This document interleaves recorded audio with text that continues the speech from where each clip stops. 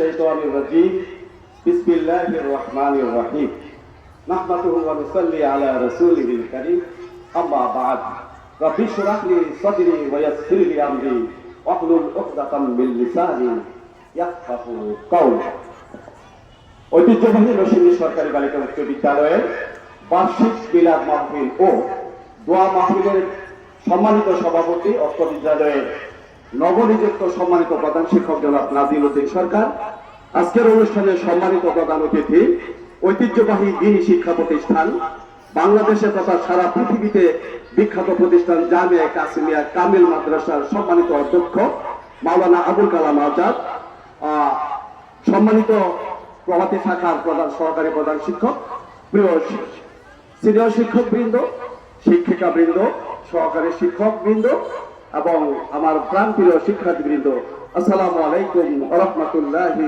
ওয়া বারাকাতুহু। প্রিয় উপস্থিতি, আজকে তোমাদের মাঝে যিনি প্রধান অতিথি হিসেবে এসেছেন, উনি আমাদের দাওয়াতে আমন্ত্রণ গ্রহণ করেছেন বলে ওনাকে আমরা অন্তঃস্থল থেকে ধন্যবাদ জানাচ্ছি। ব্যক্তিগতভাবে উনি আমার 3 সন্তানের ওস্তাদ। আমার সন্তানেরা ইংরেজি লাইনে লেখাপড়ার পাশাপাশি আরবি লাইনেও লেখাপড়া করেছে এবং আমার মেয়ে এবং 2 ছেলেকে উনি আরবিক লাইনে দ্বীনি জ্ঞান দান করেছেন। এই জন্য ওনার প্রতি আমি কৃতজ্ঞ এবং উনি আমারও উস্তাদ, যেহেতু আমার সন্তানদের উস্তাদ। উপস্থিত এই বিদ্যালয়ের মিলাদ দিয়ে থাকেন সম্মানিত সিনিয়র শিক্ষক জনাব মাওলানা হাবিবুর রহমান এবং যুগ্ম আহ্বায়ক জনাব সাফিরউদ্দিন মাওলানা সাফিরউদ্দিন এবং মিলাদ কমিটির সম্মানিত কমিটির সদস্যবৃন্দ। আপনাদেরকে এই সুন্দর একটি আয়োজন করার জন্য আমার স্কুলের তরফ থেকে এবং ব্যক্তিগত তরফ থেকে ধন্যবাদ এবং কৃতজ্ঞতা জ্ঞাপন করছি। মিলাদ নিয়ে কথা হয়েছে যে মিলাদ শব্দ হলো নবী, মিলাদুন নবী মানে নবীর জন্মদিন। তো নবীর জন্মদিন বলতে আমাদের নবী কোনোদিন তার জন্মদিন পালন করেন নাই, সাহাবারা পালন করেন নাই, তাবিনরা পালন করেন নাই, তাহলে মিলাদুন নবীর আসলো কোথেকে? এটা আমার একটা প্রশ্ন। সুতরাং এটা সত্যিকার অর্থে হবে সিরাতুল নবী, যিনি আমাদের বলে গেছেন। সিরাতুল নবী মানে নবীর জীবনী, সারা বছরই আলোচনা করা যেতে পারে এবং এ থেকে আমাদের উপদেশ গ্রহণ করা যেতে পারে। তো আমাদের সরকার বাহাদুর এই মিলাদ শব্দটা দিয়েছেন বলে আমরা এটা গ্রহণ করি। প্রকৃত অর্থে হবে সিরাতুল নবী। দিস ইজ কারেক্ট, অধিকতর কারেক্ট। আমাদের আজকের এই মিলাদে দাঁড়িয়ে আমি তোমাদের কাছে যে মেসেজটি দিতে চাই সেটা হলো, আমাদের দেশে স্বাধীন হয়েছে 54 বছর হয়েছে, কিন্তু স্বাধীন দেশের উপযোগী একটি শিক্ষা ব্যবস্থা এখনো আমরা পাইনি। আমাদের দেশের শিক্ষা ব্যবস্থা 5 ভাগে বিভক্ত। কয় ভাগে?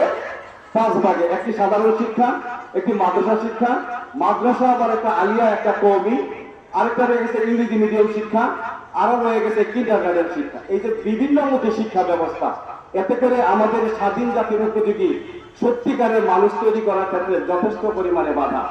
মাদ্রাসা যিনি একটা ছাত্র পড়ে আর যে ইংরেজি লাইনে পড়ে, একই মায়ের 2 সন্তান, দুজনের চিন্তা চেতনায়, কথাবার্তায় অনেক তফাৎ।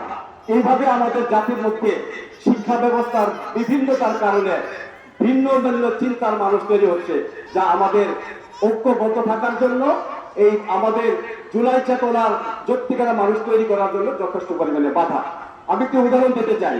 তোমাদের এই স্কুলের মাঠে যদি আমি একটি তেঁতুল গাছ বপন করি আর আল্লাহর কাছে দোয়া করি, আমাদের এই আজকের উস্তাদ, আমাদের আজকের আমাদের আজাদ ভাই কালাম ভাইয়ের কাছে যদি আমরা দোয়া করতে থাকি, তাকে দোয়া করে যে এখানে যেন এই তেঁতুল গাছের মধ্যে রাজশাহী ফজলিয়াম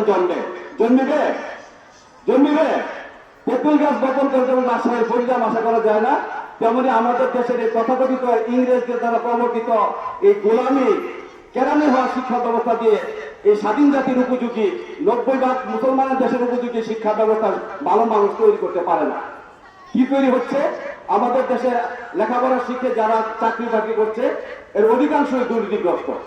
আজকে যারা মিলিয়ন ডলার চুরি করেছে, 234 বিলিয়ন ডলার যারা বিদেশে পাচার করেছে, এই 5ই আগস্টের আগে যারা এই দেশ থেকে লক্ষ টাকা পাচার করেছে, কেউ গ্রামের অশিক্ষিত কৃষকের সন্তান নয়, অটোওয়ালা ঠেলাওয়ালা সন্তান নয়, সাধারণ মানুষের সন্তান নয়, সবাই বিশ্ববিদ্যালয় থেকে মাস্টার ডিগ্রি পাস করে, বিসিএস পাস করে, চাকরি করে এই দুর্নীতি করেছে। তাহলে এই দেশের শিক্ষা ব্যবস্থাটা কি? একদম ব্যর্থ শিক্ষা ব্যবস্থা। এই শিক্ষা ব্যবস্থা ভেঙে একমুখী 90% মানুষের চিন্তা চেতনার উপযোগী কোরআন হাদিসের সাথে সমন্বিত করে আধুনিক ভাবধারায় আইসিটি সমৃদ্ধ একটা পরিপূর্ণ শিক্ষা ব্যবস্থা আমাদের জন্য কি দরকার।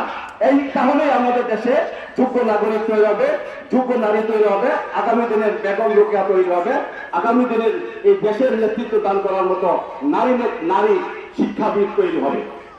প্রিয় উপস্থিতি, আমরা সবাই মুসলমান, ঠিক না? কেউ কেউ বলতে পারে মুসলমান অর্থ কি, কাকে বলে? কেউ পারে? হাত তোলো তো, একজন হাত তোলো। নাই, মুসলমান কে দেখে বলো, মুসলমান কাকে বলে? মুসলমানের ঘরে জন্মগ্রহণ করলে মুসলমান হয়, ঠিক না? কিন্তু এই কথাটা আংশিক সত্য। মুসলমান শব্দ অর্থ হলো আনুগত্যকারী, যিনি ইসলামের প্রকৃত অনুসারী তিনি হলো মুসলিম। আবার যারা মুসলমানের ঘরে জন্মগ্রহণ করে তারা নামে মাত্র মুসলিম, নট প্রকৃত মুসলিম, নট রিয়েল মুসলিম, নট প্র্যাকটিসিং মুসলিম। মুসলিম হতে হলে তোমাকে জেনে মুসলমান হতে হবে। কি জানবা? কোরআন এবং হাদিস এবং ইসলামী রাসূলের জীবনী সহ ইসলাম সম্পর্কে ব্যাপক জ্ঞান গ্রহণ করতে হবে। তখন তুমি একজন ভালো মুসলমান হবে। এই মুসলমানই আমাদের দরকার। আচ্ছা, এবার বলি তোমাদের কাছে ইমানে মুজমালে বলা আছে আমান্তু বিল্লাহি ওয়া মালাইকাতিহি ওয়া কুতুবিহি ওয়া রুসুলিহি ওয়াল ইয়াউমিল আখিরি ওয়াল কদরি খাইরিহি ওয়া শাররিহি মিনাল্লাহি তাআলা ওয়াল বা'সি বাদাল মাউত।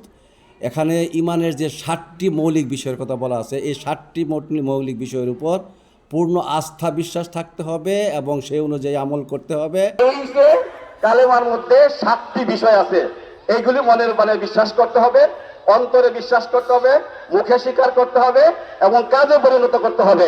তাহলেই তুমি প্রকৃত ঈমানদার হবে। এবার আসো আমাদের প্রথম কালেমা। প্রথম কালেমা কি এবারও দেখি, বলো প্রথম কালেমা কি? বলো লা ইলাহা ইল্লাল্লাহু মুহাম্মাদুর রাসূলুল্লাহ। অর্থ কি? অর্থ কি? আমি কে বলে? আল্লাহ ছাড়া কোনো মাবুদ নাই, না? সঠিক না। মাবুদ হলো আরবি শব্দ, আল্লাহ ছাড়া কোনো মাবুদ নাই মানে কি? মাবুদ আরবি শব্দ, আর কি কালেমাও আরবি শব্দ। আসল অর্থ হলো আল্লাহ ছাড়া কোনো হুকুমদাতা নাই, আল্লাহ ছাড়া কারো আইন মানা যাবে না। এটা হলো কালেমার অর্থ। নবীর থেকে যখন কাফেররা মুসলমান হইতো তখন এই কালেমা জেনে বুঝে মুসলমান হইতো, কিন্তু আমরা হলাম গিয়ে গরু খান্না মুসলমান, নামে মাত্র মুসলমান। এই জন্য কালেমার কোনো অর্থ আমরা জানি না। এই হলো সমস্যা। আচ্ছা,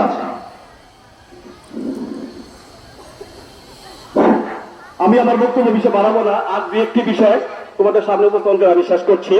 আমরা সূরা ফাতিহায় পড়ি, কি পড়ি? ইয়াকা না'বুদু ওয়া ইয়াকা নাস্তাঈন। অতকে পারি না। আল্লাহর কাছে বলছি, আল্লাহ আপনার কাছে আপনার ইবাদত করি, আপনার কাছে সাহায্য চাই। কি বলছি? আপনার কাছে ইবাদত করে আপনার সাহায্য চাই। কিন্তু আমরা মসজিদে গিয়ে এটা বলি, কিন্তু পরবর্তী জীবনে সাহায্য কিন্তু আমরা আল্লাহর কাছে চাই না। আমরা বিভিন্ন শক্তির কাছে, নেতার কাছে, বিভিন্ন ব্যক্তির কাছে সাহায্য চাই, আল্লাহর কাছে চাই না। আর ইবাদত মসজিদেই করছে আল্লাহ, আর বাকি জীবনে আল্লাহর ইবাদত আমরা করি না। শেষ। ইবাদত কবুলের পূর্ব শর্ত হচ্ছে হালাল রুজি রোজগার। কি?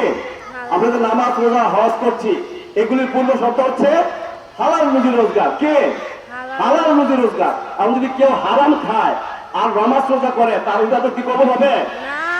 আমাদের স্কুলের স্যারেরা যদি ক্লাসের মধ্যে ফাঁকি দেয়, না পড়ায়, বসে থাকে, বা গভর্নমেন্ট স্কুলের শিক্ষক বা কোন শিক্ষক যদি ক্লাসে ফাঁকি দেয়, বসে থাকে, প্রাইভেটে আসায়, তার বেতন কি হালাল হবে? বেতন হালাল হবে না। এইভাবে প্রত্যেক সরকারি কর্মচারী যদি তার উপর দায়িত্ব পালন না করে, তাহলে তার পয়সাও হালাল হবে না, তার ইবাদতও কবুল হবে না। সে যত নামাজ রোজা হজ জাকাত করুক, কোনো কাজে লাগবে না। আচ্ছা, তোমাদের যারা মেয়ে আজকে সুন্দর করে কি করেছ, মাথায় কাপড় দিয়েছ, অনেক বেশি ভালো লাগছে। স্কুলে আসার সময় কিন্তু তোমরা অনেকে এটা করো না। হিজাব হলো কোরআনের নির্দেশ, ফরজ। এটা তোমাদেরকে মানা ভালো, আমাদের রাষ্ট্রীয় পর্যায়ে এটা বিধান নাই, কিন্তু তোমরা এই বিধান করে আসতে তোমাদেরকে সুস্বাগত। আমাদের সমাজে একটা প্রচলিত আছে যে নামাজ রোজা করলে বেহেশতে যাওয়া যাবে, কিন্তু প্রকৃতপক্ষে কোরআনে কোনো জায়গায় ডাইরেক্ট বলা হয় না যে নামাজ পড়লে বেহেশতে যাওয়া যাবে। এমনকি এটাও ডাইরেক্ট বলা হয় নাই যে কোরআন তেলাওয়াত করা খুবই জরুরি, কোরআন তেলাওয়াত করে সওয়াব হবে, কিন্তু কোরআন তেলাওয়াতের কথা কোরআনে তো ডাইরেক্ট বলা হয় না। কিন্তু অর্থ বুঝে জেনে বুঝে কোরআন করার কথা অনেকবার বলা আছে। সুতরাং আমাদের একটা সব বলে গেছে যে কোরআনটা বুঝে পড়তে হবে। তো তারপর ঠিক মতো তেলাওয়াত করলে 10 নেকি পাওয়া যাবে, হাদিসে আছে, কিন্তু কোরআন বুঝে পড়তে হবে।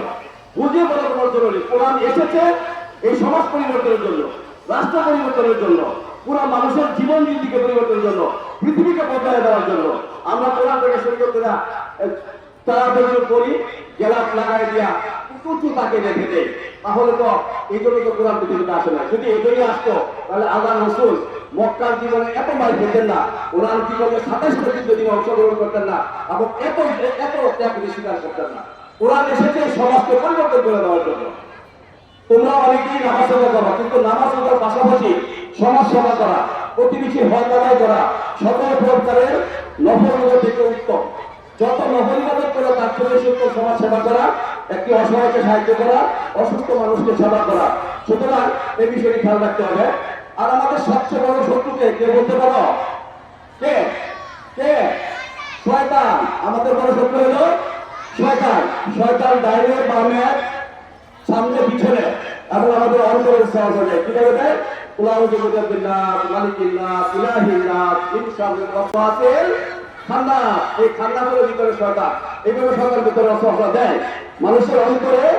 একটা ঘেরে বসে আছে শয়তান। তোমার রাগ হলো তোমার শয়তানের লক্ষণ। সুতরাং সকল প্রকার খারাপ কাজের লক্ষণটা হলো শয়তান। এই শয়তান থেকে আমাদের বেঁচে থাকার জন্য কি করবো? নিয়মিত দিনই কাজ করতে হবে। আউযু বিল্লাহি মিনাশ শাইতানির রাজিম, এটা পড়তে হবে। ঠিক আছে? প্রিয় শিক্ষার্থী, তোমাদেরকে একটি গুরুত্বপূর্ণ বিষয়ের প্রতি আমি গুরুত্ব আরোপ করতে চাই। সেটা হলো তোমাদেরকে 3টি ভাষা শিখতে হবে। একটি বাংলা, একটা ইংরেজি, আর একটা হলো আরবি। বাংলা ইংরেজি শিখলে হয়তো তোমাদের দুনিয়া পার্থিব স্বার্থ বা দুনিয়াবি উন্নতি হবে, কিন্তু অ্যারাবিক ভাষা শিখলে তোমাদের দুনিয়া আখিরাতে দুটারই কল্যাণ হবে। আর পার্শ্ববর্তী রাষ্ট্র ভারতের শিক্ষার্থীরা কিন্তু একাধিক ভাষা শিখে, প্রত্যেকে 3-4টা ভাষা অবশ্যই শিখে। সুতরাং তোমরা অবশ্যই বাংলা, ইংরেজি এবং আরবি এই 3টি ভাষায় অবশ্যই দক্ষতা অর্জনের চেষ্টা করবে, তাহলে তোমাদের দুনিয়া এবং আখিরাত দুইটাই সাফল্য অর্জিত হবে ইনশাআল্লাহ। আর শেষে কোরআনের একটি আয়াত বলে আমি তোমাদেরকে শেষ করতে চাই। সেটা হলো ইন্নাস সালাতি ওয়া নুসুকি ওয়া মাহিয়ায়া ওয়া মামাতি লিল্লাহি রাব্বিল আলামিন। অর্থাৎ আল্লাহ বলেছেন যে আমার নামাজ, আমার কুরবানি, আমার জীবন, আমার মরণ একমাত্র আল্লাহর জন্যে। আল্লাহ কোরআনে আরেক জায়গায় বলেছেন কুনতুম খায়রুল উম্মাহ উখরিজাতুন নাস তা'মুরুনা বিল মারুফ ওয়া নাহিয়ুনা আনিল মুনকার ওয়া তু'মিনুনা বিল্লাহ। উনি মুসলমানদের উদ্দেশ্য করে বলছেন কুনতুম খায়রুল উম্মাহ, তোমরা সর্বোৎকৃষ্ট জাতি, তোমাদের সৃষ্টি করা হয়েছে মানুষের কল্যাণের জন্য। তোমাদের দায়িত্ব হচ্ছে মানুষকে সৎ কাজের আদেশ করবে এবং অসৎ কাজ থেকে বিরত রাখবে। এটা হলো মুসলমানদের মৌলিক মূল দায়িত্ব। এর একটি যদি ব্যর্থ হয়ে ঘটে তাহলে সমাজে বিপর্যয় দেখা দিবে। অর্থাৎ যদি সৎ কাজের আদেশ আমরা না করি এবং অসৎ কাজ যারা করছে তাদেরকে যদি আমরা বিরত না রাখি, তাহলে এই সমাজে আমরা যতই নামাজ রোজা বা দিনই কাজ করি না কেন সমাজটা টিকে থাকবে না। আর এটাই হলো একজন ইমানদারের মূল বৈশিষ্ট্য। সুতরাং আমাদেরকে এই 4টি কাজ অবশ্যই করতে হবে, তাহলে একটি সমাজ আদর্শ সমাজ হবে এবং এই সমাজটা কল্যাণকর সমাজ হবে, এই সমাজটা বসবাসের উপযোগী সমাজ হবে। আমি আমার কথা শেষ করে দিচ্ছি। তোমরা যারা নারীরা আছো, তোমরা যদি মনে করছো নামাজ রোজা করে বেহেশতে যাওয়া যাবে, এই কথাটা পুরোপুরি সঠিক না। তোমাদেরকে নামাজ রোজার পাশাপাশি পিতামাতার হক আদায় করতে হবে, বিবাহিত জীবনের স্বামীর হক আদায় করতে হবে, সাধ্য অনুযায়ী তুমি যারা জানো তা অপরকে জানিয়ে দিতে হবে। এটা হলো দাওয়াতি কাজ এবং এটা চালু রাখতে হবে। তাহলে বাংলাদেশ স্বাধীনতা থাকবে, এদেশের জুলাই চেতনা বাস্তবায়ন হবে এবং এই দেশে সত্যিকারের দেশপ্রেমিক তৈরি হবে। সকলকে ধন্যবাদ জানিয়ে আজকের এই অনুষ্ঠানে যারা আয়োজন করেছেন কমিটিকে একটু বলবো আজকের অনুপস্থিতি কম কি কারণে এটা আপনাদেরকে বের করা দরকার। এবং আমাদের এই অনুষ্ঠানটা যে আয়োজনের ক্ষেত্রে যে কোন থেকে ঘাটতি আছে এগুলো আমরা নোট করে নেবেন এবং আগামী বছর যাতে এগুলো আমরা মিডিয়া করে আসতে পারি এবং রিকভারি করতে পারি সেই তো সেই কথা বলে আমাদের আজকের মেহমানকে আমার পক্ষ থেকে ধন্যবাদ জানিয়ে আমি আমার সংক্ষিপ্ত বক্তব্য এখানে শেষ করছি। ওয়া আখিরু দাওয়ানা আলহামদুলিল্লাহি রাব্বিল আলামিন। আসসালামু আলাইকুম ওয়া রাহমাতুল্লাহি ওয়া বারাকাতুহু।